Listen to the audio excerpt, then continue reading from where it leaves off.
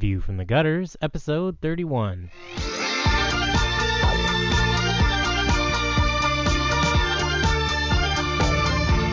Welcome to View from the Gutters, the comic book podcast where each episode we discuss a collected edition, trade paperback, or graphic novel, and then recommend and vote on the book for the next episode. Warning: the discussion portion of this show has massive spoilers for that book. On this episode, we discuss Batman the Killing Joke, and to skip ahead to the recommendation section, skip to 114.04. This was really short. Yeah, it's a prestige size book. Yeah, this is... I don't think it ever came 44 out... pages? Yeah, I don't think it ever came out as issue. I read it, I'm going to tell you where I read it today, was in the Taco Bell drive-thru. That's how long I was in the drive-thru at Taco Bell. Jesus Christ. For dinner, but I was like, damn it, I want Taco Bell, so Well, I'll just read The Killing Joke. I was like, okay, I need to borrow this from Joe. I'm just going to skim through it. Because I've read it before. Yeah. And literally, I read through it intending to skim through it, and I was like, oh, wait, I'm already done. You're done. You can just read it. All right. So, are we ready to All right, start? you ready? We can start. All right. View from the Gutters, episode 31. I'm Andrew Chard. I'm Joe Preddy. I'm Tobiah Panchin. And I'm Cade Reynolds. All right. Today we are talking about Batman The Killing Joke The Killing Joke. by Alan Moore and illustrated by Brian Boland. God, Brian Boland. Original colors by... Brian Boland. No, he did the later colors. Oh, The the colors. I originally thought you said colored. covers. John Higgins. Yeah, the original colors by John Higgins, which if you haven't seen, if you've only seen the hardcover, I think it's worth going back and looking at the original Yeah, actually, colors. I read Joe's copy earlier this week, just to refresh my memory, because I read it before. I think we all have. Yeah. And I was comparing it to Cade's copy as we were sitting down, Which was getting Andrew ready to record, Chard's which copy. is okay, Chard's copy then. Well, no, Which is the new colors, okay. because they recolored it when they put out the one new that Joe hardcover. has is my old copy, so. Yeah. Anyway, the old colors are a lot better. I like them. I mean, I like the older ones better because it's a different tone for the book. Yeah. Namely, I mean, okay, so we're getting right into the meat of it here, Yeah, but do it. the scene where Barbara Gordon gets shot, in the old one, the entire page had an orange glow to it. Yeah, And in the new one, it's just the normal colors. Yeah. It And kind it's of just feels like completely they different. they really desaturated the book. They took out all like in the original colors, it kind of felt like there was lighting. Like this has an orange filter on it. Yeah. When the Joker's torturing Jim Gordon towards the end, I was looking at one panel where they're there in the rain and the sky is orange and Gordon is lit up green. Mm-hmm. And it's really, really evocative. And in the new version, they've taken out all of those colors. Yeah. Gordon's skin is skin colored. The sky is a dark blue. Yeah, It's not nearly as interesting. it's way less surreal. The original book's coloring, I would describe as kind of surrealist. and I think artistic coloring. that really lends a lot of the quality to the work. Mhm. I mean, it is very emotional. It has a very emotional color palette. Yeah, I agree. I think that the new book feels homogenized in comparison because every panel is similar. Joker's Yeah. skin tone is the same in every panel, and Batman looks the same. And in the old coloring, you would be oh, sometimes stuff is green or orange or purple or a different color than it used to be. And lore goes, or Brian Boland says in the afterword, that the book was colored in crazy quick time. It had to be done so quickly, and that's why a lot of stuff is just solid colors instead of colors with highlights, or it is colored so quickly. But I don't think that it detracts from the original at all. When I originally read it was in the old coloring style, and I really enjoy that. I guess this might be going into too much detail about my own personal life, Mhm. but this last year I've been working for TVW, which is the public affairs network in Washington State, kind of like C-SPAN. And one of the things that we kind of do just on the down low, I guess, is produce little skits and stuff. And we were doing something Star Trek related, and so we were trying to make it look like Star Trek, and I was working with the director of photography, and he was like, oh yeah, they use all these crazy gels and stuff in the background, just throwing crazy colors on the wall and stuff that really adds to the atmosphere. Mhm. which is not something that I had ever paid attention to in my entire life. Like, I Yeah. don't pay attention to lighting on a TV show. Like, it's just not part of my consciousness. And as we were doing it, and as I was going back and looking at the old episodes, I was like, wow, this actually really does make a huge difference for the atmosphere. Like, all these crazy colors. And if you look at Star Trek, it's like green splash, purple splash, like, and it really does make these feel like, oh, this is an alien world. This is a creepy dungeon. And I feel like this comic had that Yeah. with the old coloring, and that's kind of been lost. Oh, And the- it feels kind of samey now. Yeah, and it feels safe too, the new one, because all the flashbacks are in black and white, which is what you'd expect. But in the original, the flashbacks are like orange. They're like this really bizarre color palette. That would be why Tobiah and I were actually looking at it, and it's like this whole page that had such beautiful colors in the first one is now black and white. That Yeah. Yeah, Doesn't make sense. The Joker flashbacks, Right. like they were kind of grayed out in the original one, but they had splashes of color, Right. and they took those out. Yeah, and just like it adds to that whole surreal nature. There's a great line by the Joker in this book that is like he's talking about his memory. Yeah. He's like, I have a lot of memories, but if I have if to I pick if I one- have to have a history, I prefer Right. it to be multiple choice. Right. So he's kind of like even his memory is sort of fucked up. So Although I'm not sure that I believe him. Or I guess I don't know if I believe him, but I mean, do you mean- want to go into the story a Yeah. little bit? So I kind of feel like the Joker is an unreliable narrator, I guess, Absolutely. to a certain extent in this. And I think he's kind of a liar, I totally agree. almost. Like his whole thesis in this comic is it only takes one bad day to turn a normal person into somebody like me. Right. And I think he's proven wrong 4 times. Yeah. He's wrong about Jim Gordon, obviously, because Right. Once Batman rescues Jim Gordon, he's like, no, we have to do this by the book. Like, I Right. want him brought in. Don't like go rogue on me here. Right. He's wrong about Barbara Gordon, Yeah. obviously, because he totally fucks her up. Mm-hmm. Possibly literally, depending on how you want Yeah. to read that ambiguous scene. Right. He's wrong about Batman because, Batman had loving parents, and when he had one bad day, it turned him into something better. Right. That Well- was the day that Batman was born. But his really. argument is that he's no less insane. I'm- but I'll keep going with your thought. Well, my forethought is that it wasn't one bad day that turned him into the Joker. right. He was a loser before that. Like, he was jumping from like fuck up to fuck up to fuck up. Like he was always afraid that his neighbor hated him. Mhm. His father-in-law was like trying to fuck his life up. Like, he felt inadequate. Like, he had all of these problems. Yeah.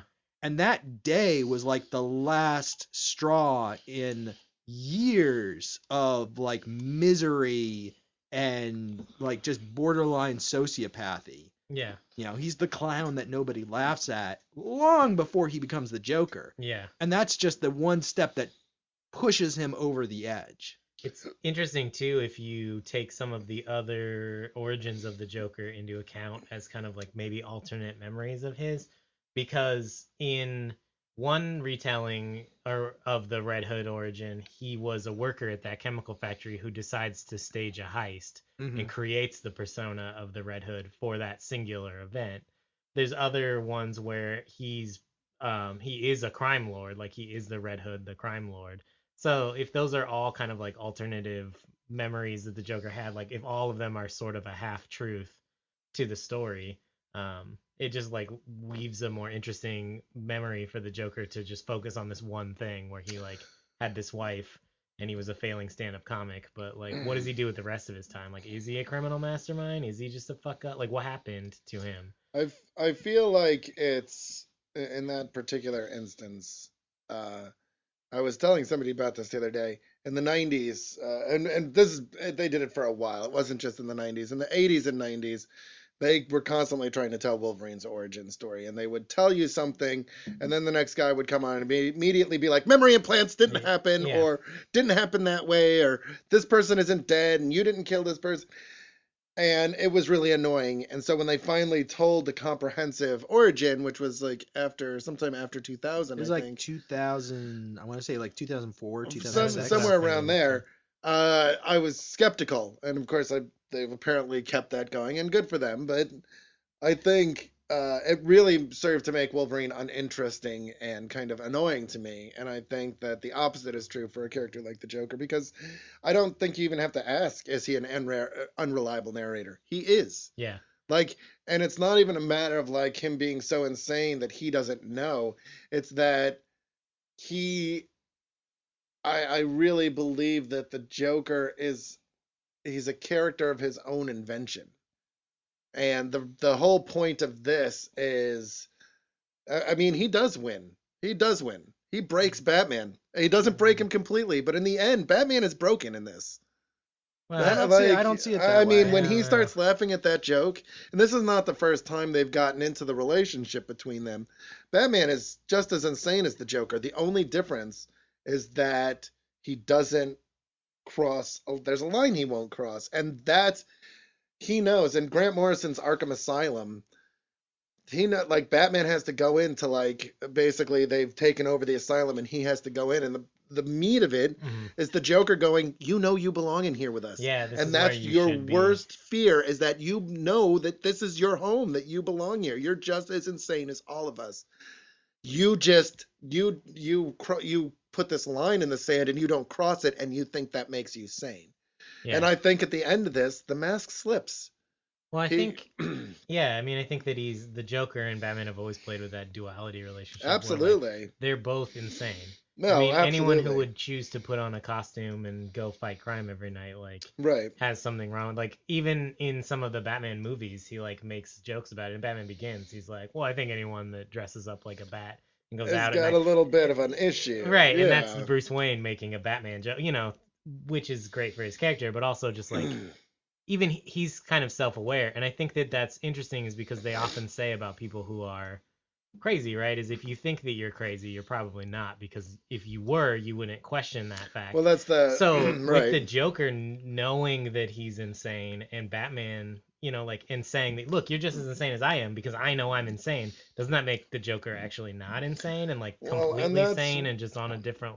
I mean, like, Well, that's the thing is that I semantics think there, that the but Joker hasn't necessarily been written with anything approaching consistency as far as how his insanity, quote unquote, actually works. Well, there's people I mean, that there's a tendency for people to just write him as like wacky and unpredictable, and he's a scion of chaos, and he just does whatever, and you know, like Deadpool and his Daniel Way's chimichanga joke, Deadpool, like Mm.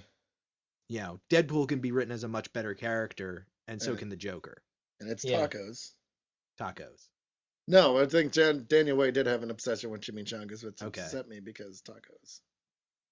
Okay. But that's exactly the comparison I was going to make. Is my least favorite character in comics is like the wacky Joker, like, and you can see it on. I think Paul Dini really nails it. Paul Dini writes my favorite Joker because he understands that you see the Joker shows you what he wants you to see. He's very methodical in that way, and Although I think partly that comes from The Killing Joke. I mean, you have to keep in mind that this was 1988. This was 2 years after Crisis on Infinite Earths, the same time as Cosmic Odyssey, which we talked about before. yeah, this is one of the first Like, modern. This tellings really of the is. Yeah. Joker. This is defining the Joker's character in the modern age. Yeah, for sure. Yeah, absolutely. And it's been you know, everybody wants a shot at the Joker. Everybody wants to. I think I have two separate hardbacks that both seek to kind of tell like an origin of the Joker. And Is it The Man Who Laughs? there's the Man Who Laughs, and then there's The Man Who Laughs is not an origin of the Joker. It's Batman. It's a retelling of Batman's first meeting with the Joker. Okay, written by Ed that's Brubaker. And right. it's good, but it seeks to tie the Killing Joke further into continuity. Yeah, Like, it's definitely from this, influenced by this, and like, you know, kind of a part of that same story.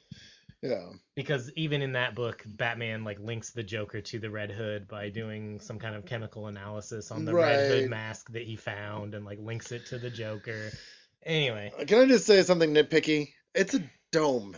In no way is that contraption that the Red Hood wears a hood. It is a dome. I think it's a play on words with hoodlum. Well, and Yeah, I agree with I that. agree with you too, but I always think it's funny. Yeah, he's got like a helmet. Yeah, it's like it's yeah. I think it's really funny that they made Jason Todd the Red Hood. Yeah. Well, you needed to make it somebody that it would mean something. Uh, you can't have just. Well, I like it a lot in for two reasons, and that is when he's tying it into Batman's past, it's like, look, I'm a person from your past. I'm the Red Hood.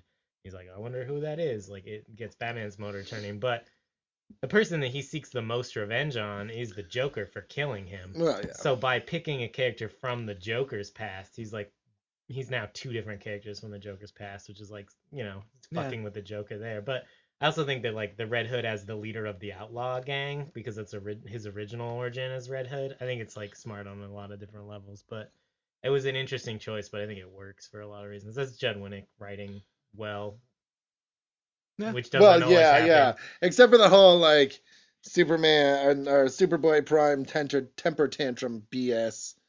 We all know Well, it should have yeah, been. it should have just been like it was in the movie. The Well, yeah, Lazarus and I Pit. think uh, I I don't know if I've read this or if this is just speculation, but I really feel like that's what Judd Winnick would have done had it not been ended up just being a Infinite Crisis tie-in. Crisis tie-in, which It didn't need to be. It stands alone. That story stands alone, I think. I think that Under agree. the Red Hood is a really solid Batman story. I agree, and it's sad because that part comes close to ruining it for me. I think it's a good story, and I think it's a story that needs to be told in the Batman Like, mythology. almost can't be told now because of Oh no, the way that modern And Batman. I feel fuck-ups. the reason I like the Killing Joke. I mean and I think the Killing Joke is just gets into this a little bit. I think largely you're right. It's a Gordon book. It's about but I think what interests and it's a Joker book. But I think what interests me is it gets into this part of Batman that I really enjoy and I think is the most compelling Batman for me is it's dealing with Batman's failures, like not being able to stop the bullet that puts Barbara Gordon in the wheelchair, not being able to stop Jason Todd from being beaten to death. And that was our bad, right? Like nobody wanted Jason Todd to be Robin. Like there's a very famous story about it. Was the hotline? Yeah, Call-in DC hotline. Comics had a hotline, The and you could 1-900 number, back when 900 numbers were still a thing, where it cost like 50 cents or $1 to call in. and vote for Jason Todd to either live or die. And we all know what happened with that. Yeah. So, but the way Batman deals with loss and his when he retreats, and you're kind of the camera pulls back because I think Batman is always a very present element in Gotham books, and that's why when the camera pulls back and you get more Oracle, you get more like Nightwing coming in and like Bruce Wayne murderer, Bruce Wayne fugitive. There's some great moments in that with him and his team, like the Bat family, which really served to kind of flesh him out a little bit more. Yeah, I think that the thing that I love about this book, you mentioned that it is a Joker book, and it's funny because the Batman detective investigation happens in panels that are silent. Like you see a montage of Batman like punching mobsters and people in the face as he looks for Joker, and you see it coupled with the face at the beginning of the carnival ride to show you like how many times he's made Gordon ride this ride. And so the Batman part of the book takes place over the course of like maybe 2-3 pages. But the Joker story is the heart of this. And one of the things I find most terrifying about the Joker and why this is one of my favorite tellings of the Joker is unlike in the cartoons or in the television show or anytime we see the Joker when he's like, Batman, I'm gonna fuck up your family. Come meet me at this warehouse and do this. Like he's doing all this in secret. Like he doesn't telegraph to Batman. He's like, I'm gonna kill one of your friends. He just shows up at their front door and shoots her in the spine. There's no preamble. There's no I'm gonna monologue at you.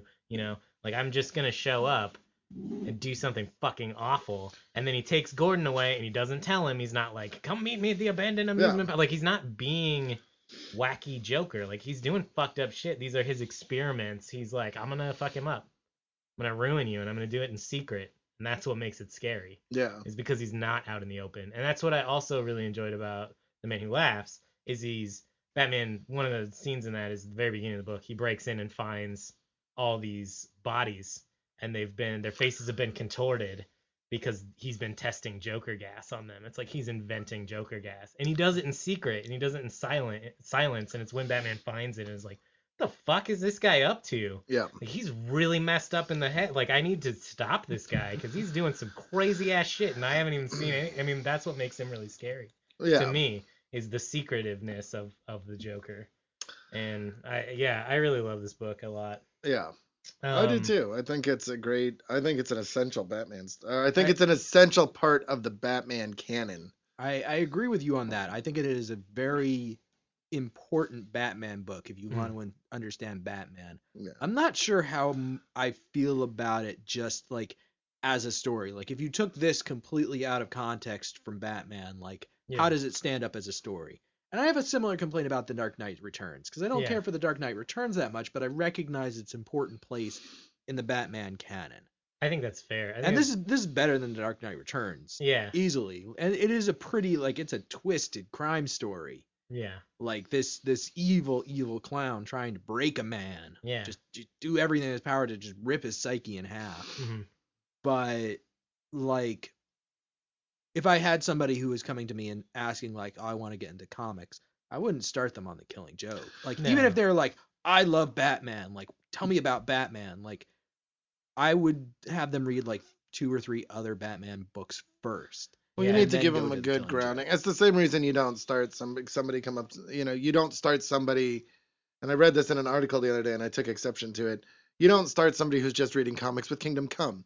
They have no grounding in the DC universe, so they have no Mhm. understanding of why that's of anything more than just what's going on, like on a very superficial way. And you can enjoy Kingdom Come in that way, but I find it's much more enjoyable when you have a grounding in the characters and you can look and you can be like, this is what this is talking about. This is the Well, point he's making. And not just the characters too, but the era in which it's written. Like, I Absolutely. think that it definitely matters when a book comes out. Oh, absolutely. Because what they're talking about in Kingdom Come is a lot of backlash about what was going on in that era of Yeah, comic I mean writing. that was published in 1998, I want to yeah, say. it's like And like one of the characters is a explicit reaction to Cable. yeah, he's like a guns and muscle guy, you know, Well, like when he takes out when it's Magog, yeah, and when he takes off his helmet, he is Cable. yeah, Like he's very obviously Cable under the helmet, and Right. like that, his whole character and the things that he does in that book are Mm. commentary on the 90s. yeah, Which is hilarious to me if you've ever read Cable and Deadpool, because Cable is just kind of like magnanimous humanitarian throughout that whole thing. Well, like Deadpool himself, some characters evolve. Yeah, absolutely. yeah. I mean, if Well, Deadpool is and- the character that I he was mean- when Liefeld created him, And like that's then he's like- not anything that anyone would be interested in because he's a shitty knockoff of Deathstroke the Terminator. absolutely. And anybody who takes a character, it's like, oh, you've done this. I'm gonna go and take him and actually make it good. So just go Yeah. go back to writing impossibly thin-waisted women. Well, and the Killing Joke is kind of that same thing, where it's Yeah. like the Joker in the 70s started to get darker again, but because of the Comics Code Authority from like 1950 to like mid 70s Joker, he's just he's wacky. Yeah, well, and, he like, went in his first appearance, like he's just a criminal. yeah, He's just a gangster who dresses up like a clown to like throw people off. yeah. Well, and he died. He died originally. It was Bill Finger that brought him back. Good Also, old Bill Finger. Bill Finger was also the guy that. So this is the thing, right? Batman is created. Everybody knows Batman is created by Bob Kane, but he really wasn't. He was created by Bob Kane in the same way that Spider-Man was created by Stan Lee, which is really not true. Spider-Man was created by Stan Lee and Steve Ditko, and Steve Ditko was the guy that was really kind of the force there. In the same way that like the Fantastic Four was created by Stan Lee and Jack Kirby. yeah. Batman was created by Bob Kane and Bill Finger. And Bill Finger totally got the shaft, man. Like, doesn't even get talked about. It doesn't get his name on the book. But he's responsible for some of the most iconic elements of Batman, such as the way Batman looks and the fact that the Joker is actually a thing. And he totally got shafted. I can't remember exactly the story, But it's a sad one because Well, I like a mean, at lot least of Shuster and Siegel got their names on the book, right? it took Like, years though. I mean, yeah, at least I mean, like a lot of early comic creations, the story is sad for the creators usually. Like yeah, these guys were doing what they, sometimes they were just earning a paycheck, but a lot of times they were doing like what they kind of, wanted to do, which was yeah. create stories. And the comics companies gave them an outlet to create stories, and they, in retrospect, didn't think like, oh, maybe Batman will be huge and make multi-million-dollar movie. Right. Like they couldn't have known. So, No, absolutely. but And back then it you were does, churning them out. It was the same way that people yeah, were churning out, pulp for the pulp mags. They yeah. were just churning out stories to kind of stay afloat while they were writing a book, or just because that's what their That's how they trade got a was. paycheck. Yeah, and The so the Charleston characters are a good example of that as well. yeah, Yeah, I mean it's tough because back in the early days of comics, the creators definitely didn't get as much love as they do now. absolutely, Often man. not even appearing in the credits of Well, the and not comics. even, it wasn't until the 80s that Yeah, creators started going, hey, we want intellectual rights to our creation. And then that led directly into the formation of houses like Image, where everything was creator owned. yeah, And like that was a huge deal when it happened. And my problems with Image from that era aside, that was like an amazing thing that they did it was huge. to leave like these kind of cushy like contract jobs at big publishers to go and start their own thing in an age where like the comics industry was not doing great. It was on the up and up It though. was, I mean, was that after the kind of bottomed I out? Like, well, it I was mean, around the same time. there was a lot of stuff that happened in that era, but Yeah. one of the things that when Image was formed, I don't remember exactly the era. It was after the invention of the direct market Yeah, and It was. No, Image was it's founded in, I want to say, like 92. yeah, so the direct market was And the comics industry didn't really start to bottom out until like 97, 98. Because 98 was when Marvel went bankrupt. right, and Marvel turned to Image to do their books in the late 90s, which is right. interesting. But also, Right.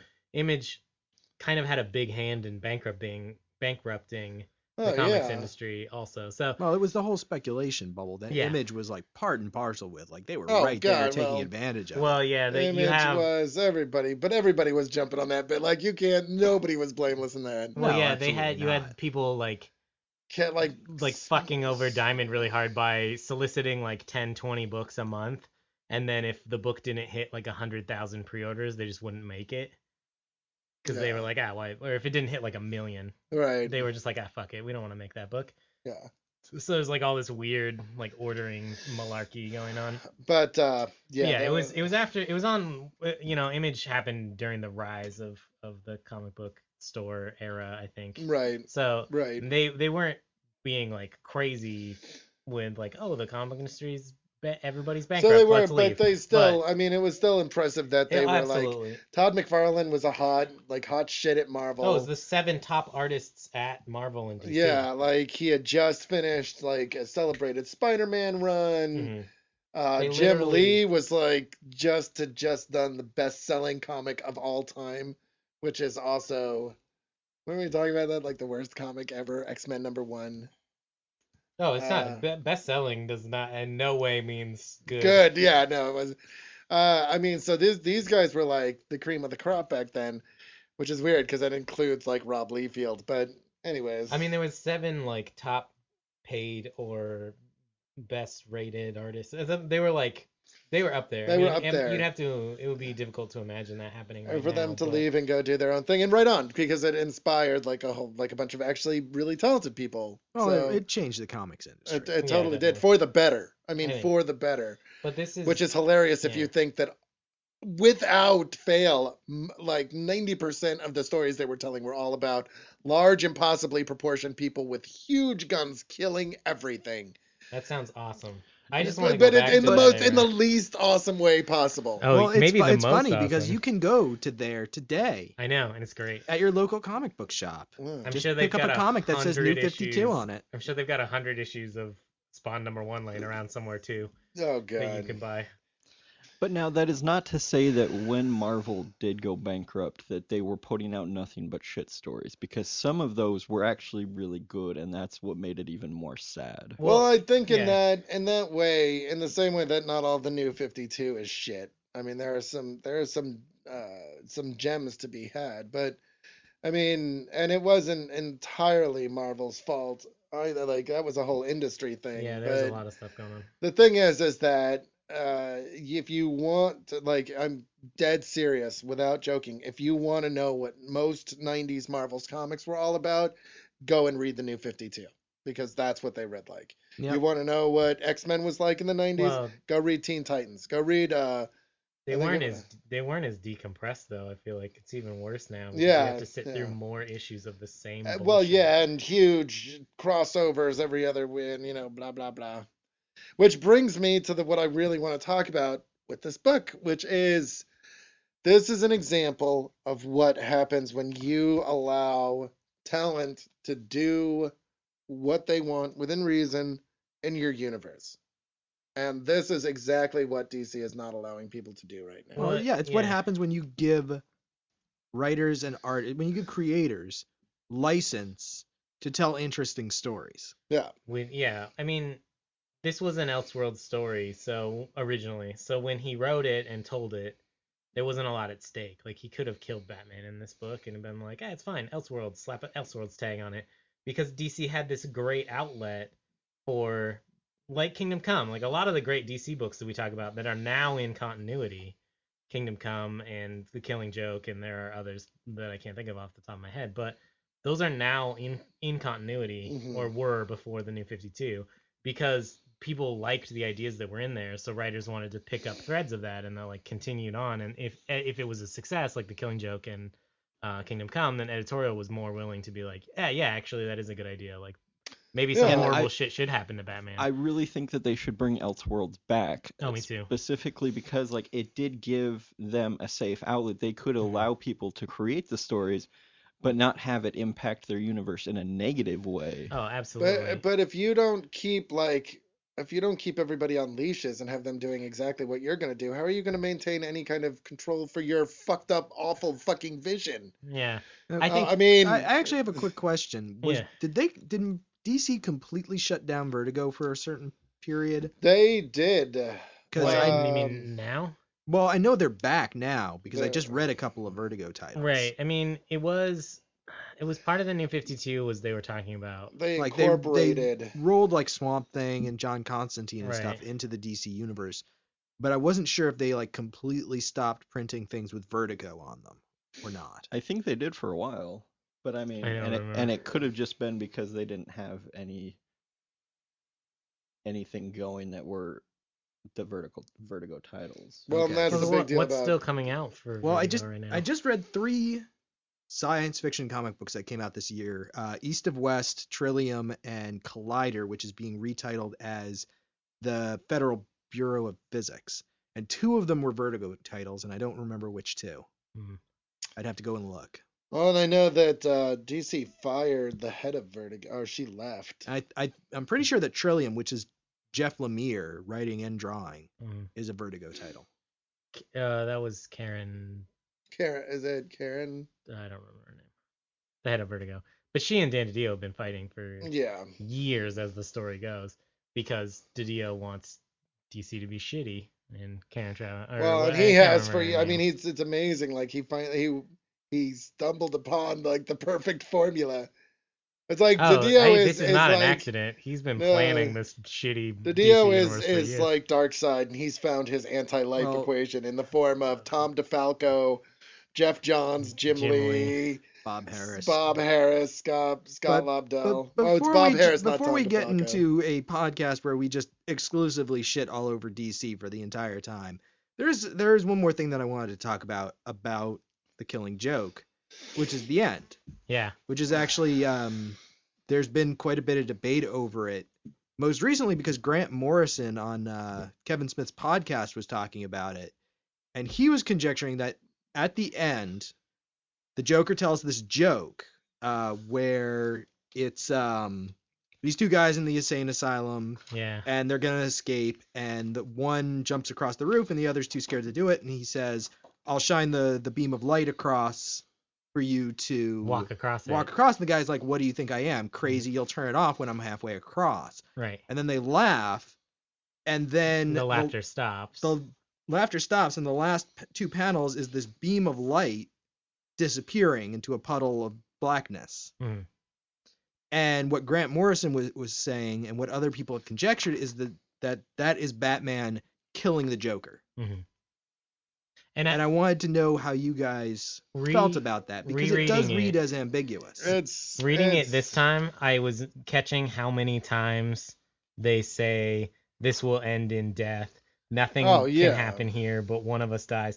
They say, like, I think 3 separate times in this book where he's like, and the Batman is always arguing like we don't have to kill each other, and the Joker's like, oh, in the end, I'll kill you, maybe you kill me, we don't know, but that's how it's gonna go. Right. One of us has to die, which is something that they picked up in the Dark Knight movie, sort of. Mhm. Was he gives a similar speech where he's Well, like, this is that's- gonna go on forever. this is the inspiration for Right. Heath Ledger's Joker, like no doubt. Well, yeah, some of it. And I noticed like how heavily they lean on like this endless struggle, and so at the end, when you don't see anybody's feet anymore and you just see the raindrops and the laughter has stopped, like it is an easy conjecture to just be like, oh, okay, yeah, he just killed him. No, but I don't think that he did, because I mean, I don't obviously think with he the does. Joker's, I mean, he's making a metaphor and he's saying like, you're right, this is gonna go on until one of us kills the other, Mhm. but it's like, it's not gonna stop because I can't trust you not to turn the light off on me halfway across. Right. And I think that that's signaling like this isn't gonna end happily. However it ends, it's gonna end badly. But I don't see this as that ending. This Yeah. isn't the Batman killing the Joker, because the whole point of that I was making at the beginning when we first started talking about how, Batman had a bad day, Barbara Gordon had a bad day, Jim Gordon had a bad day, and none of them broke the way the Joker did, Right. is that the Joker can't break the Batman by giving him a bad day by attacking his friends. This isn't the moment that they kill each other. They may inevitably be on that path, and they both know that, and that's why they're laughing. But I don't see this as Batman just reaching out and killing the Joker, because I think that would invalidate the point that Alan Moore is making through this book. I think you can definitely read it that way. I also think that it's interesting to read it as this is the point in which Batman does decide, all right, I'm done with your bullshit. Like, if you think that you're just going to go on hurting people, I have to be the bigger man and make a fucking horrible decision here, because he tortures Gordon, but through torturing Gordon and Barbara, he's also torturing Batman. Right, and that's what I'm saying. So if Gordon isn't affected and says, go get him by the book, and then Batman breaks, like that's the joke. That's like what the Joker wants. You know? Right, that would be the Joker winning, and I Right. don't see the Joker And as winning in this story. I think you can easily read it both ways. And I think And that's it the is- strength and of the book. Yes, it definitely is written ambiguously. Yeah. But So, as one of his central qualities, I think Batman is unbreakable. yeah, I think that if you want to be a Batman fan, like you have to believe in that Batman will never crack like that. Batman will never become a supervillain, Well, which he easily could And- become. And the great thing about this, though, is that even though Alan Moore had free reign on this, the fact that he didn't show it made it even more, not poignant is the word. I don't remember the word I'm looking for, but it made it able to fit into the DC universe if they so Yeah. chose, without, because if one of the central characters did in fact die in this book, there'd be no way that it would enter continuity. Yeah. And I think See, that, I am just sitting here now picturing if Mark Miller had written this story, it would have ended with Batman like jabbing a batarang into the Joker's eyeball and like into his brain. Like Yeah. the difference between like a good writer and like an Well, okay or Batman a crappy would've- if writer it was- is that Alan Moore can write with subtlety. I And think- this is a yeah. very subtle comic book. yeah. Well, I think that not only is it subtle, but it is like thought provoking in the way that And it makes you say, that's I wonder how this Batman, like how will the Batman Joker, it'll just be this forever, which is also kind of a comment on the comic book industry in general, is like yeah. the struggle between hero and villain can never be resolved because then we would just shut down. Like if someday all of the Marvel superheroes just won and Marvel just closed their doors and was like, it's it, we're done, we're not writing comics anymore, it would just, it'd be such a letdown for us as fans. Like we want the struggle to go on forever. We want to see our heroes win sometimes and lose sometimes and have this struggle of like when is this going to be over, because this is never over. Yeah. Yeah. And I think that that's really clever, and I think that this is one of many times that Alan Moore will write a book that can also be taken as like a meta meaning for the comic book Yeah. industry, 'cause Oh, I think well, that's what he comic does. books as a serial medium, Yeah. it's not about the beginning or the end per se. It's always about the moment. Yeah. And what's next. Yeah, It's like I often compare serial superhero comics to like soap operas, right. because it's like, well, what and Oh, now yeah, what? no, It just totally, leaves you on that totally. like dun dun dun, and now we're evil twin is, and you're like, what's gonna happen? And it just, you have to keep that momentum going, or you'll never be there the next time. And to a certain extent, I like comics that aren't serialized, like when an author does tell a complete story, Like like with Transmet. beginning, middle, and end. Transmet or Bone. Right. But there's something to be said for like Usagi Yojimbo, which has been going for like 30 years and shows Yeah. no sign of ever ending. Like that damn samurai rabbit is just gonna be wandering fucking feudal Japan forever. And is there anything wrong And with we're that? all Because saved you're because enjoying of it, it. right? Yeah. Right. Like there's something to be said for just it's a serial piece of fiction. Yeah. Like it's going now, it'll be going tomorrow. Presumably it'll keep going until at the very least the author dies. And maybe someone else. And will pick maybe the somebody threads else will pick yeah. it up. Like there is something good there. I agree. And I did want to point out, I think that this is something, I mean, I didn't want to point it out before, but now I do. I think this is something that Marvel has done right in the last 10 years, is they have given many different jumping on points to Mhm. something that is an overarching, long, very long serial, and they have cut it down into, very specific jump on points. And so you really can, jump on Daredevil right now at Mark Waid's Daredevil, and it's still a damn good story. Yeah, I mean, exactly. that's the thing that Marvel has learned to do really well. Like they had the whole Civil War period that began with Civil War and ended with Siege, Right. and that was like 3 or 4 years. Yeah. And when that moment came to an end, and they jumped onto like Heroic the Age, Heroic Age, yeah. like that was a jumping on point. Mhm. And then, I mean, that didn't work quite out so well, but they did that for a couple of years. And now they're Yeah. doing Marvel now, and that's a new jumping on point. And And it's not a reboot like New 52 is. It's kind No. of like a refocusing. yeah. Well, You know, know they're what? It's a mixing up the reboot. artists. Different people are doing different books. Yeah. They're doing a different style. And you give with the people a- Marvel universe being, I don't want to say less complex than DC, but Marvel seems to have better centralized characters than DC, because DC has these like legacy of characters. So you're like, wait, who am I reading about now? Oh, it's the 9th Flash, because the eighth Flash is, like there's this huge lineage of characters, and you can often get lost, especially when they decide to bring back unnecessary old versions of characters. You're like, oh fuck. But for me, it's like Hal Jordan, cough. yeah, and Barry, right? But with Thor, I recommended it last week. Thor, the God Hunter or whatever. Thor, God of Thunder. Right, but the book was called God Butcher. Yeah, God Butcher. That's the arc. I could have read that. That book could have come out 2 years ago, 5 years ago, and it wouldn't have. Nothing really would have changed. Like it still would have been a fucking awesome Thor Yeah, story. it really does stand on its own. And that's what I think is really solid. And this Joker story is very much like that. It's like, Oh, this doesn't absolutely. matter when this story happens. Like in continuity, that isn't important. What's important is that you got to tell a really cool story with great characters, and anyone can read this. You can read it now. You could have read it when it came out, and it's still impactful. And I think that's something that like great comic writers understand, is like writing a timeless story isn't about tying into the minutia of continuity. And I also feel like the great writers took this as a jumping on point to tell the Joker story, where he's essentially like, okay, well, I tried to get Batman to kill me, or I tried to get this to happen, and I tried to torture a man and turn him into a bad guy. I tried to get Batman to crack. How much further can I go? And just continue that cycle until essentially the Joker's doing what the Joker does in The Dark Knight, where he's like, why won't you just kill me? Like, why won't you just do what you know you're supposed to do? And Batman's like, because I'm better than that. And it's like becomes this de-evolution of the Joker character. I think it starts here, and I think it's It's Well, good. and I think the thing is, it's one of the reasons I like um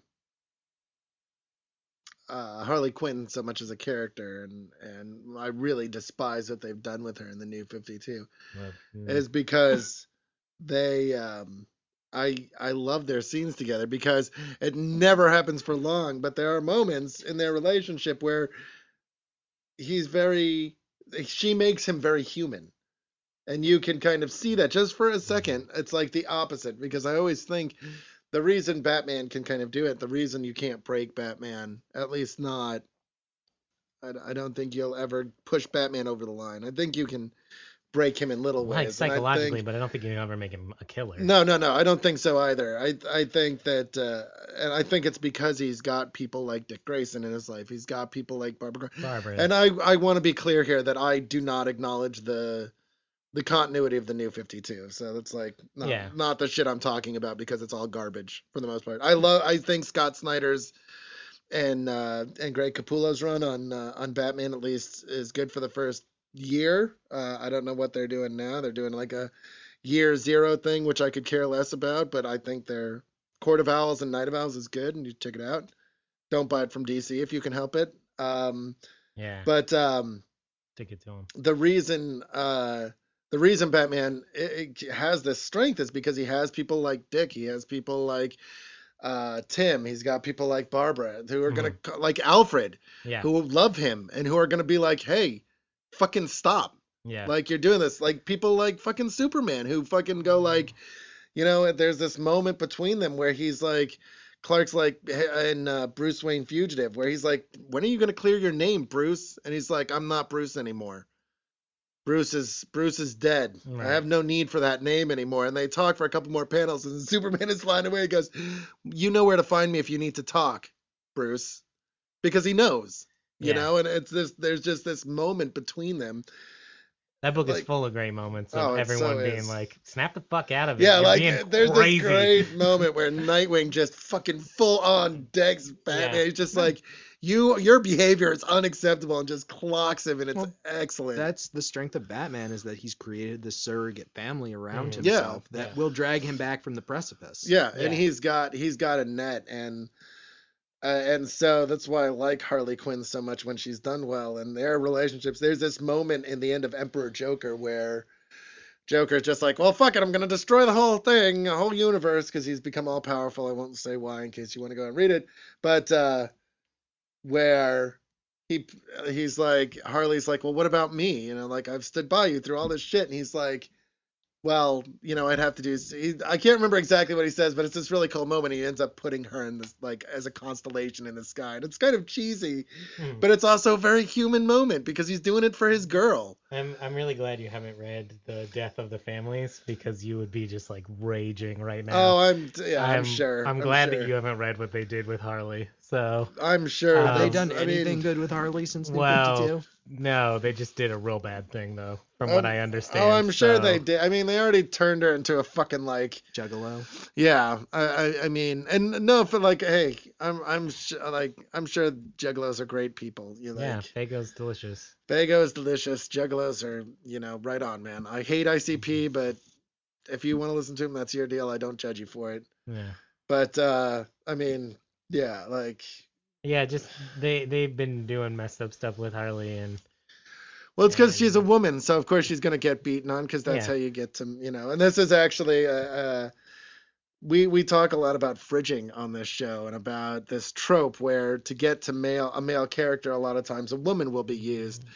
And I mean, this is a fridging, right? Barbara Gordon is put in the fridge in this, but it leads writers down the road to take her and move her away from a character where she is defined by a male superhero, and allows her to become her own superhero, who's like 1,000 times more badass. Well, I also think the thing about a fridging, like a true fridging, I don't know why we always talk about fridging on the show, but probably because it happens a fucking lot. Because it happens, it's a pertinent topic. But her getting shot doesn't just further one character, and she's also not sidelined by that. No, Like, absolutely. It's an event that happens to her that allows her character to grow. Absolutely. Because of what other writers have done, not because of what Alan Moore did in this book. Right. Like, he totally uses this as a vehicle to, like, get Joker to hurt somebody in Gordon's family, which by proxy hurts somebody in Batman's family, to move those two male characters forward. Absolutely. That's fine. But other writers took that and made it an event in her own life Yeah. that drove her forward, which is great writing. Oh, So God, that's like- taking that. But I watched Kick-Ass 2 today. I'm so sorry. And there was a weird reverse fridging moment in that book. And I don't mean reverse as in like it happened to a male character to a female character, but spoiler, I guess nobody really gives a shit about this movie, but a bunch of male characters die and a woman character is involved in that group and is the only one that doesn't die. And it was like really weirdly like, look how progressive we are. We aren't sexist. And I was Right. like, no, it would have been not sexist had you killed everyone. Everybody. Because that's what you Right. treat equality, right? Yeah, Like right. if a whole group of people is gonna die, Yeah, like They all fucking the have to answer to die. the exploitation of women is not exploitation of men. Yeah. Like, Right. But you it don't was- you don't get to flip that coin around. Dude, we're getting into advanced shit here. But Okay, it like was- we need to take it one step at a time. it was okay? so funny Like, All because right. I saw it with one of my female friends and I was like, why didn't she die? And my female friend was like, yeah, I know, it was really fucking weird because they were gonna kill and then they just decided not to. It was fucking weird. But that's, anyway, that's almost more sexist. it kind of was. We were both a little bit unsure of how to feel about that. I feel like that movie wasn't very good, so I don't care. But well, let's not talk about Let's not fucking kick Mark about- Miller. I had let's a- talk about good movies. How I, about hey, Well, actually, Ben I wanted Affleck. to. let's Oh, talk yeah. about Ben Affleck. let's talk all about Ben Affleck. Hey, can you pass me that bottle opener? Yeah, we've got some beer. So I actually don't know Sure, how I'm you guys gonna- feel about I'm this gonna- because we just said that we were going to talk about it on the show. Ooh. I didn't get a good I'm- one. No, didn't that get a I good could one. hear it. Did you Yeah, hear oh, it? it's in the headphones. Ugh. But we just said that we were going to mention it on the show, but I didn't actually hear how you guys feel about this. But from your reactions, So you On seem the one upset. hand, I'm cautiously optimistic.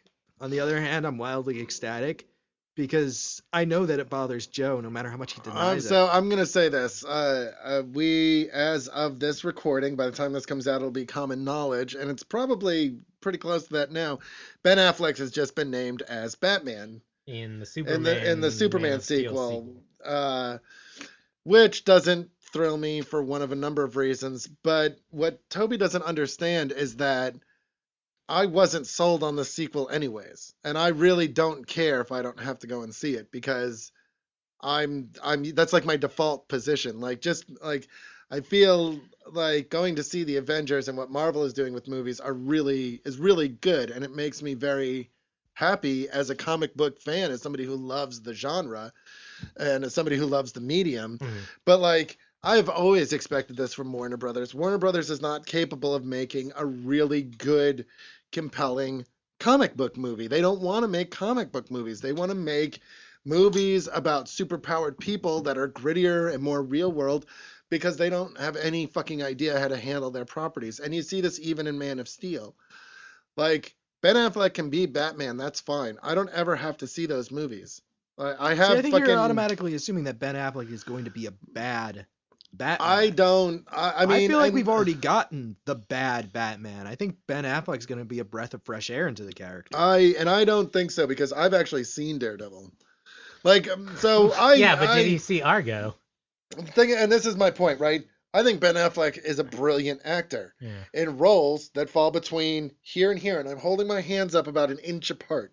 All right, he's not Leonardo DiCaprio. He's not fucking like Daniel Day-Lewis, where you can throw him into any I'm role sorry, and Daniel he's gonna Day-Lewis fucking plays the perform. same fucking role in every movie. He I does take not. I take offense to Anyways, that one. and but- any- But let me anyways, put it he this does way. Let me not. ask you this: is Ben Affleck a better or worse actor than George Clooney? I think he's a I far think worse he's worse actor. than Clooney. I think Clooney's. I 'Cause think Clooney Clooney's was quite a already talented Batman. actor. And Clooney was And- bad.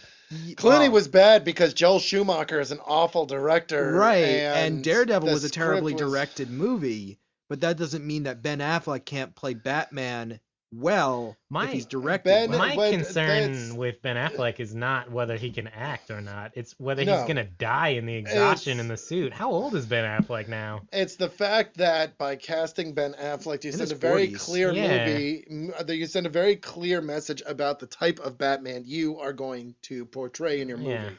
and that's not what I want. An old man.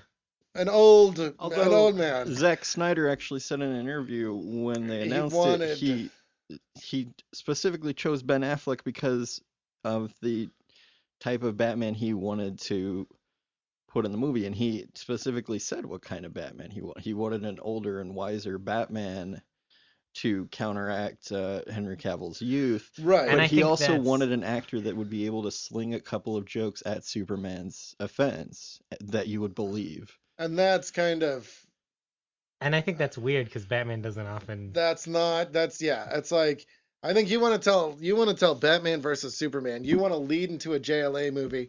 You need to have a Batman that is still fucking like you need Legends of the Dark Knight Batman. Yeah. Not fucking not like No Man's Land Batman, because nobody I don't want to fucking see Batman as a mentor to Superman. That's fucking retarded. Actually, I think weird. that could be really interesting. I it's, think Like one of my you favorite are scenes. Satan. One of my favorite scenes in Young Justice is in that show, Batman is actually a really great father to Dick Grayson. Oh no. Yeah. And when Superboy first shows up, Superman is like, I don't know how to deal with this person. Like, he's my Yeah. clone. Like, is he my son? Like, who is There's this these person? great- And Batman sits him down in the diner and he's like, Clark, you got to take responsibility. Yeah. And it's There's this these really great Talk great to your scene. son. There's these essentially. great moments Right. where Batman is pretty much lecturing Superman on being a deadbeat dad. Yeah. That is good. Right. And if they And do that in this movie, where Batman's like, yeah, you've got the power of a god, but how good of a man are you? And that's exactly I think what I that's- don't want to see. Oh. I want Why? because that's not I also that's don't. not Batman's reaction to Superman in the beginning. Well, I His think there's reaction a to lot of Superman different is, reactions that could exist. Like, you're fucking a god on this planet. I need to know how to take you down, and I need to know how to take you down immediately because I don't fucking trust anybody. Like, this is a friendship that's been established over years, and him talking to Clark, and also him talking to Clark as equals. Not as Right. the grizzled old mentor that's like, this is how you do superheroing, Sonny. Because that's, Well, I don't think that's nothing the about direction that they're gonna sounds fucking go. compelling But to me. there have been a number of comics where I have really liked the banter between Superman and Yeah. Batman, and a lot of Batman's, banter is like condescending and joking. And when I read Zack Snyder's interview, that was kind of the feeling I got for what Which he wanted. I mean, it's fine. And the thing is that like, I guess what I mean to say is I have nothing invested in this movie. Yeah. I've always known that putting Batman and Superman on the same screen at the same time, it's gonna be filled with fucking problems. And this is Because going to be if the you first don't- time. Yeah, this is gonna be the first time. I And think the they can thing do is, it. the thing is that you're I think dealing someone with. can do it. I don't believe it can't be done. I think I'll believe that it can be done when I see it. Yeah. But until then, I'm just Well, if expecting we're like lucky- Superman Returns plus Daredevil. If we're Like, lucky, we've already gotten 7 Batman movies in our lifetime. This will be the 8th. So by the time we're old, we'll They'll maybe get it, they'll have fucking get it seen right. Right. So I'm not too concerned. And in my mind, the perfect Batman movie has already been made. The perfect Batman already happened. So this Well, is and all I'm- just icing on the cake I'm wondering. to Batman Forever. So I'm wondering if what'll happen is in about 5 or we'll be generous and say 5 to 7 years, Marvel will fucking bite the bag and just like take the nosedive. They'll get rid of all their talent, and then DC will be Yeah. recovering from the New 52. They'll start doing really amazing things, and then Warner Brothers will wake the fuck up and be like, "Hey, we've got some really good property. We've got new blood in here," and then they'll start making good movies again. And then I'll be like, "Okay, let's go see the Justice League movie because this is gonna be it's like, but." This is the thing that this is a fucking Warner Brothers. They're never gonna give you a Wonder Woman movie. They're never gonna give you what you want. You're never gonna get Ryan Reynolds as Wally West.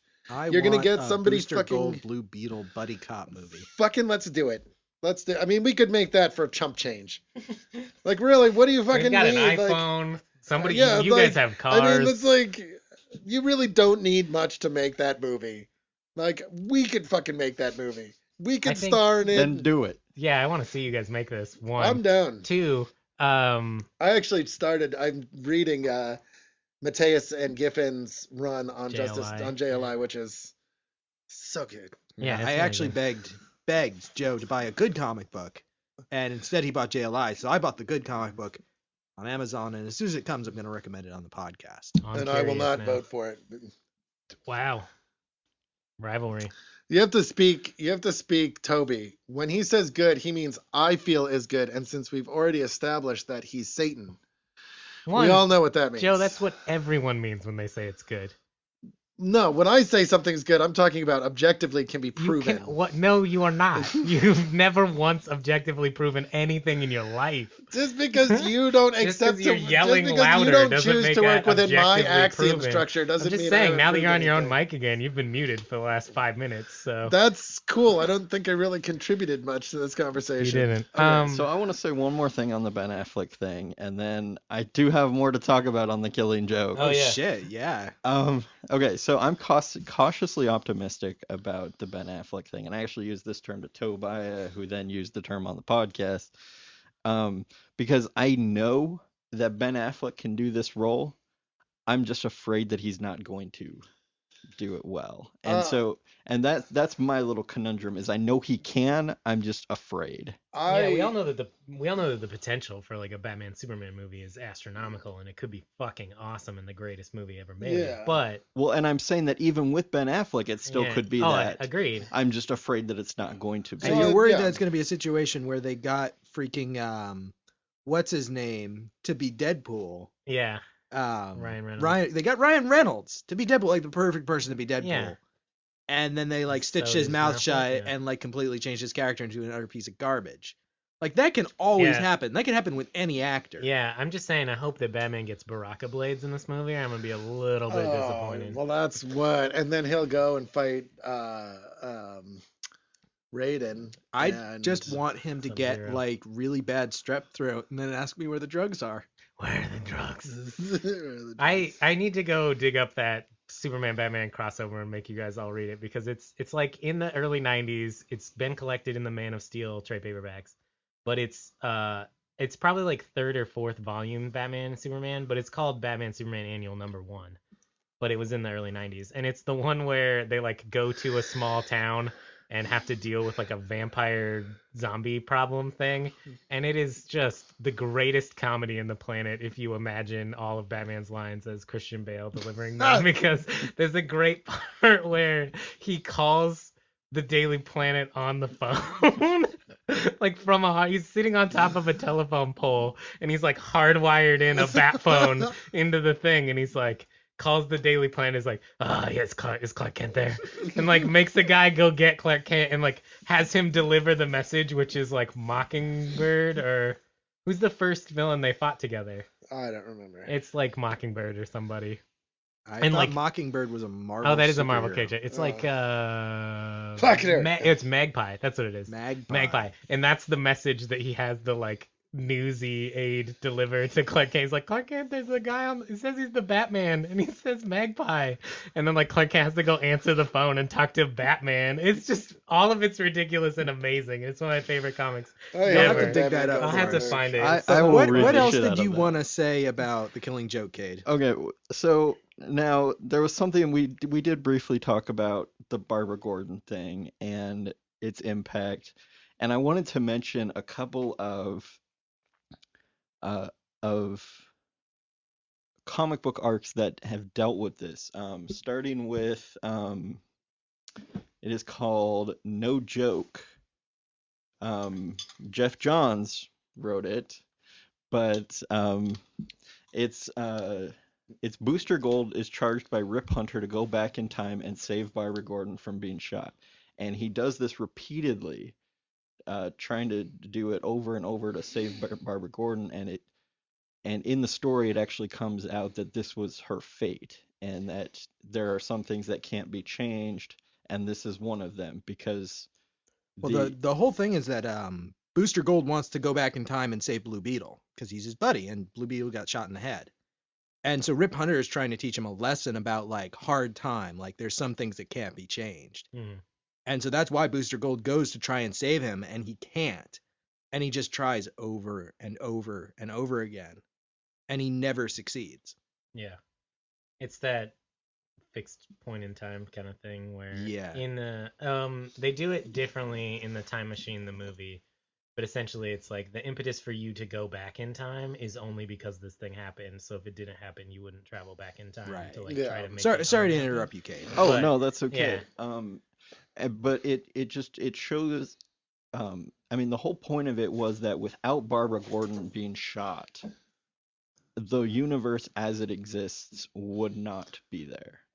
I think she's such an instrumental character to the Bat family before she's shot and after she's shot that Well, I think even from a metatextual position, like having a paraplegic superhero Mhm. who performs a role that legitimately like no other character really performs in the DC universe is an incredibly potent thing. yeah, she's so essential. Well, she Absolutely. makes Batman so much more. She allows him to be much more. What's the word? Effective? Yes, Lethal. yes.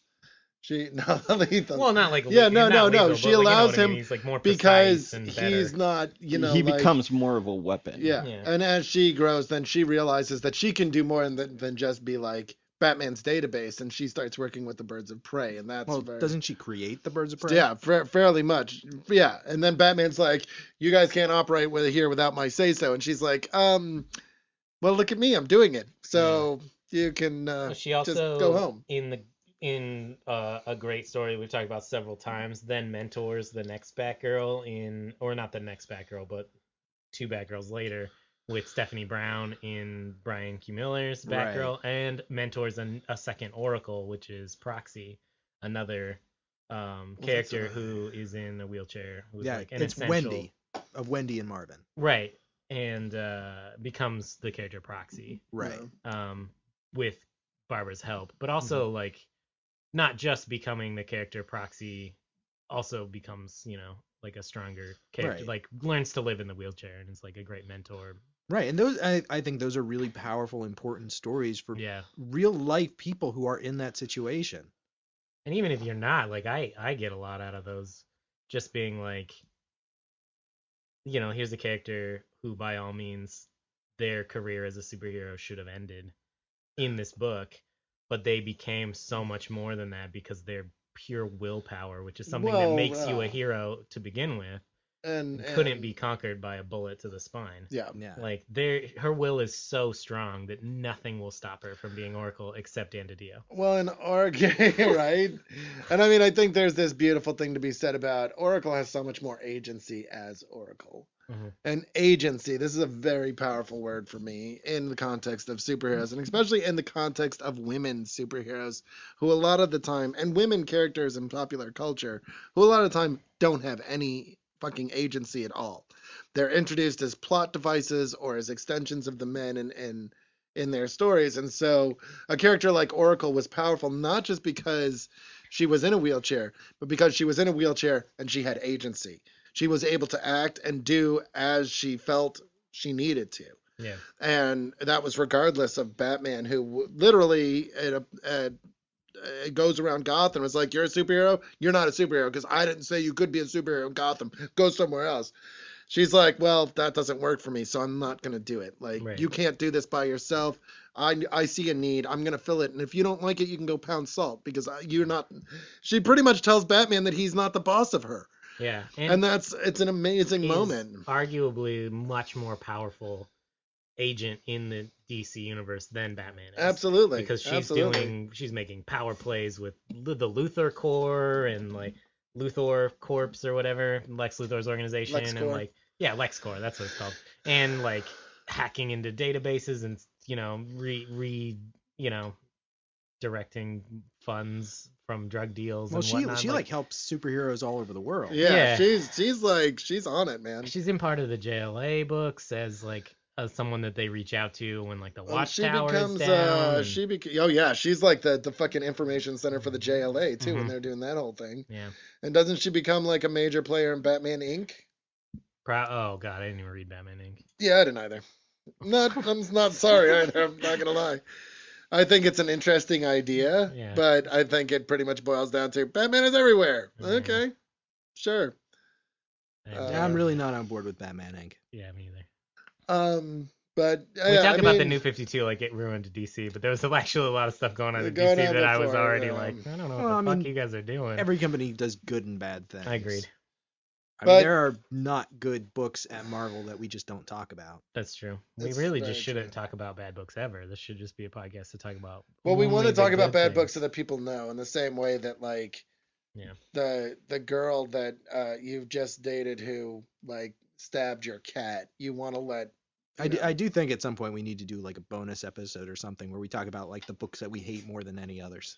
Oh my god. the I worst comics just ever. you Oh, guys man. would never get a chance to talk. I because know. I'm Well, maybe exactly we'll what I would just talk do about. separate I episodes actually so that you watch- can just like melt a microphone on your own time. There's this show on Hulu Plus right now, and I don't know what network it was on when it airs, but it's called Dan Versus, and it's the guy that played Booger in Revenge of the Nerds. He does a voice, and Oh, yeah. Dave Foley does a voice, and Paget Brewster does a voice, and it's about this guy who's just like an angry bastard, and every episode is about him getting pissed off at something and then swearing vengeance on it.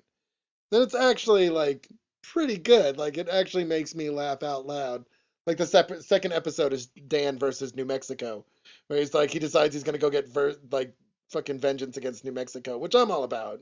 This is basically a ripoff But- of the Tick, No, it's nothing like that actually. because that's how every Tick episode was named. The Tick versus Dinosaur Neil. Yeah, but Tick versus the Tick. whereas he was doing it from anyways, Mr. Misses the point.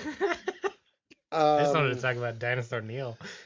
Oh, Dinosaur My Neil is incredible. Favorite. Toby is character. doing this thing where he sees how far he can push me before I rip him. Before I hold him over my head and rip him in half much like and Bane would shower do. in his fucking entrails. That sounds and- disgusting. Yeah, well, And and then worth filming. like I It's think so I'll hot. I'll let you know when it's gonna happen. But I think I'll be here. I think I- it'll I- be recorded. At least the audio will be recorded. the in every episode, the penultimate opening moment before they roll the credits is him going like him screaming the name of the thing he hates, and like there's nothing else really that does this besides DC Comics to me. Like every time I hear about something they've done, I'm just like DC Comics. I mean, it's just like Apoplectic with rage. I'm apoplectic with rage. Yes, Apoplectic? apoplectic. I don't even know what I you guess guys I said that wrong. those words. Well, you know, Let's pretend that they are. Yeah. they are Oh. are words. It's a word. Apoplectic. Apoplectic. It is a word. I know how to use it in a sentence. I just can't define it off the top of my head. Maybe because I'm on my Alright. second beer. Well, if you know what that word is, please subscribe and listen to our podcast. If you know what that word is. Just so that you can prove us wrong Just in so the you comments. can help us later. Joe is going to look up the definition I'm of going to tell you what it Alright. is. Well, It while is you look it not- up, Joe, Kate, is there anything else you wanted to say about the Killing Joke, or would you like to do your recommendation? Well, it's the other crossover that I was gonna mention was the issue Ladies' Night by J. Michael Straczynski, in The Brave and the Bold, which is Zatanna and Wonder Woman and Barbara Gordon. After Zatanna has a precognitive dream about Barbara getting shot, and so they go out and hit a night on the town. And her and Wonder Woman don't know if they could stop this from happening. And Wonder Woman even uses the term Oracle, which is the name that Barbara Gordon takes after being shot. Right. And so just wanted to shout that out there. And That's Joe kinda was cool. talking about a book that I think is worth mentioning. It was what you were thinking about bringing for your recommendation tonight. Oh, Going Sane. Yeah, which is a good, not counter argument, but furthering of some of the ideas brought up in The Killing Joke. Yes. And apoplexy is apoplectic, comes from apoplexy, which basically means losing consciousness. due to lack of oxygen, Well, no, usually it's due to a specifically when you blood rupture a rupture. blood vessel in your brain, which is what I thought it meant, but I couldn't quite put into words. So basically, I get so angry that I have an aneurysm. Is Oh, I is feel what like we're that a talking. lot. Yeah, and I it's should remember usually that word. it's gotten to the point where it's kind of like, oh, it's because DC did something stupid again. But yes, going saying Cars will do that to boys me. and girls, Vroom. your yes, word, you were apoplectic. Yes, your word of the day is apoplectic. apoplectic. So recommendations. Paroxysms of rage. Recommendations. Okay. Yeah, Cade, Recommendations. Cade, what do you got? I actually have a book that talks about what we were talking about earlier about heroism being part of humanity. And so the book that I brought is Marvel's Powerless by Matt Cherniss and Peter Johnson and illustrated by Michael Gatiss. And it's basically Marvel characters being heroic without superpowers. And so it shows different heroes. I think mainly it was Peter Parker, Matt Murdock, and Logan Wolverine, in roles other than what we're seeing them in. But it is really about what makes a hero.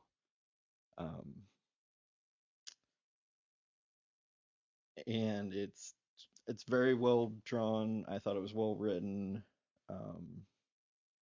Pretty good comic, and just something that I was thinking of when I was thinking about, what is it that makes Batman Batman? Would Batman be a hero, or would Bruce Wayne be a hero without Batman? Would the Joker? You mean would Bruce Wayne be a hero without powers? Yes. I was gonna say, I think that you wanted to talk about Batman because we were just talking about it, but he wasn't necessarily the best example. Yeah, no, but I mean, like, would if he didn't have the money, which is technically his Yeah, it superpower. is. No, it is. I guess, It actually, yes. that's. His superpower is money. Okay, so bad example, but I feel you though. Yeah, no, totally. Like I think it is a fair example. Like, would Bruce Wayne still do what he did if he didn't have the moniker of Batman or the money to be Batman? Like, would he still be a heroic person and make heroic and decisions? like Barbara Gordon, even after being shot, the hero was inside of her to become the Oracle. And so this book it just talks about that. I mean, there's scenes in which Peter Parker is talking to a therapist, about things, and you really see them as humans rather than superheroes. And it's just something that I thought was pretty cool, so I wanted to recommend it. Yeah, this is early 2000s Marvel. Yeah. And it's Cool. all right. Toby, what you got? I have it's a comic that I've had banging around my backpack for like the last 3 or 4 episodes, because I just bring like 3 books at this point and then choose whichever one I think will fit best with what everyone else is recommending. So I'm recommending Godland by Joe Casey and I'm gonna fuck up his last name, Tom Scioli, something like that. With character designs by Richard Starkings and colors by Bill Crabtree. And I guess the best description of this book I can give is actually from the back. It's basically taking Jack Kirby and treating his work as a genre, and then presenting an original concept within that genre. So if you actually look at the art, like, it is incredibly Kirby influenced. Oh, it's so Jack Kirby. I think it's beautiful. Like, it's specifically trying to look exactly like Jack Kirby. And it's about the first astronaut on Mars who uncovers an alien device, and it gives him superpowers. And it basically turns him into almost a Superman-like character of living energy that's just like overwhelmingly powerful. Excuse me. And he fights a green skull in a jar. And there's an giant green alien dog that's telepathic. And he has like very Silver Age Kirby superhero adventures. And it's kind of weird. But I picked it up a number of years ago. I enjoyed it. I haven't read it again since then, so I kind of want to go back to it. But I thought it'd be an interesting thing to at least pitch, even if we don't end up picking it as something to talk about. Yeah, it's super Kirby universal too. Like, it's very cosmic. It's not just the art that is Kirby influenced. Yeah, I've been on a big Kirby kick recently because I actually went back and grabbed Kirby's Eternals, which went for like 19 issues plus an annual and then Mhm. never finished. And so I've been reading through all of that, and I'd kind of like to read this again, having read more Kirby than I had Yeah. at the time that I picked it up. Yeah, I definitely want to read this with more Kirby context because the DC's put out all those Fourth World Jack Kirby omnibuses that I definitely want to read too. And if you're looking for it, it's Godland put out by Image Comics. That's funny. I first read Godland. I met Bill Crabtree through a mutual acquaintance, and he lives in, or at least at the time he was living in Albuquerque, and I have friends down there. And like we hung out one day and we talked about him coloring Invincible and just work what it was like to work with Kirkman and stuff like that. And as I was leaving, he just like gave me this pile of shit. He's just like, here, read. This is all the stuff I'm working on right now. You just check it all out. And one of the things in there was Godland. And at the time, it definitely kind of takes a minute to kind of realize what's happening. Like, I mean, as far as the look they're going for, but once it kind of clicked for me, I was like, oh, yeah, okay. And I remember enjoying it. Like, I didn't read more than like the first few issues he had given me, but I remember enjoying it a great deal. So, I mean, yeah, if you're into that kind of thing, you should definitely. If you like cosmic comics at all, I think you should Yeah. definitely read this. So All right, Joe, what you got? I brought a book that's been brought before, and Ironically, it was brought before. ironically, I guess it's ironic. Well, I brought it ironically. Oh, okay. Well, yeah, okay. I thought Is it's been brought more than Barry once, Ween, too. I Boy think- Genius. Yeah, I think Matt brought this at one Yeah, point. I think in multiple the people. original run, in the Dark Age run when we were still Oprah Winfrey's comic book podcast. When we of were the recording month, once every several like months. whenever. I brought The Adventures of Barry Ween, Boy Genius by Judd Winnick.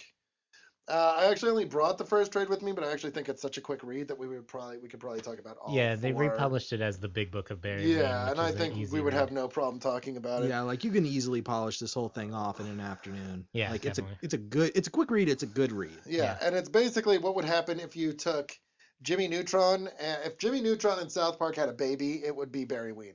It's smart. with it's a lot funny, of Calvin and Hobbes thrown but in. there's for And a lot of Dexter's Calvin- Laboratory. Yeah. There is a lot of. Okay. It's definitely before Jimmy we'll Neutron. say- And well, a little bit of say- Kevin Smith. We'll say. and a lot of giant apes. well, Not we'll that say giant. if, Monkey if, sell comic if- books. What do you if- want? if Kevin Smith wrote Dexter's Lab, it would be Barry Ween. There you go. Maybe. With a little bit of with some Calvin and Hobbes thrown in there. Yeah. I will give you that.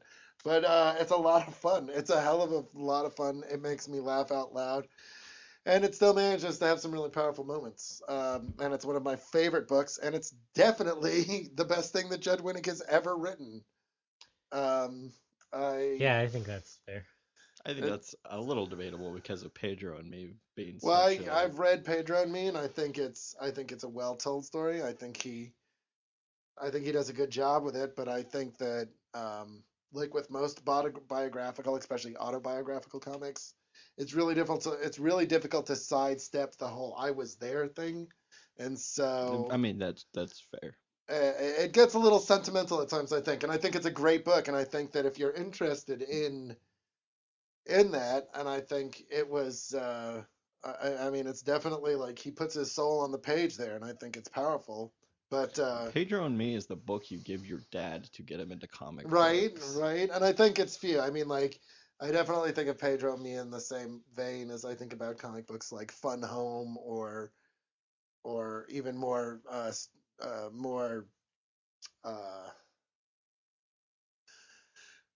like even darker kind of more personal stories like Persepolis, where the subject matter it's dealing with is not always easy to deal with.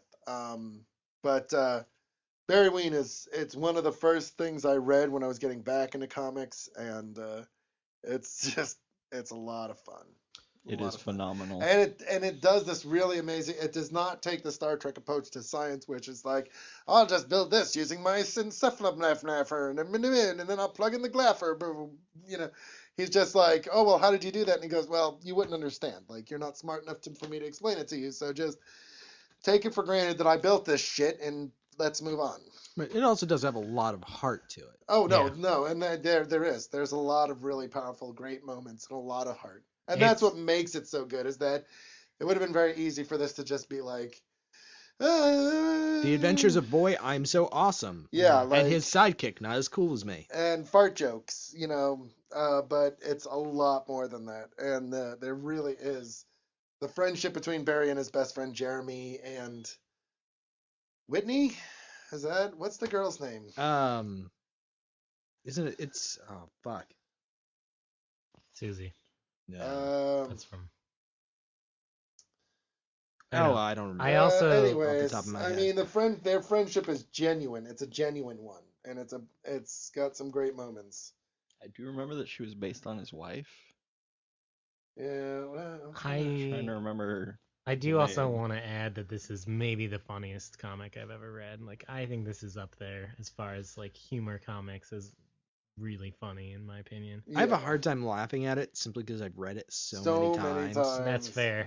Yeah. I've only read it in its entirety once, so Oh my God. I do love just like jumping to certain pages in it every once in a while and just I've having a good definitely laugh. read the whole thing at least 20 times. Yeah, this is also probably the book we sold the most at the comic book store I used to work at because our owner loved this book to death, so much so that she would just hand it to customers she knew and enjoyed and just be like, "Buy this.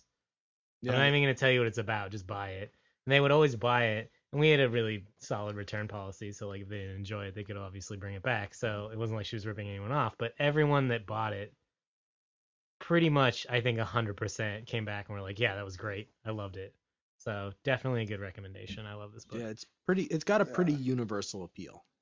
Yeah. I mean, if you can handle the dick and fart jokes, then Yeah. and Sarah the cursing. is her name. Sarah. That was way too much reading to find out her name. So So- yeah, I mean, yeah. So what'd you bring, Chard?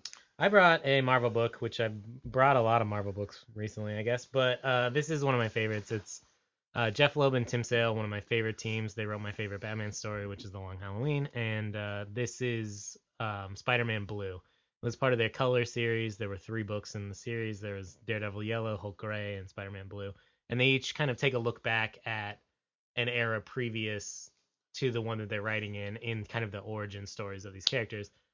For Hulk Gray and Daredevil Blue, that's like the actual origin of this character. But for Spider-Man, it's a little bit different. He's looking back on his relationship with Gwen Stacy and how that shaped him as a character. The art is very retro. It's told in the style of a modern Spider-Man looking back at a previous era.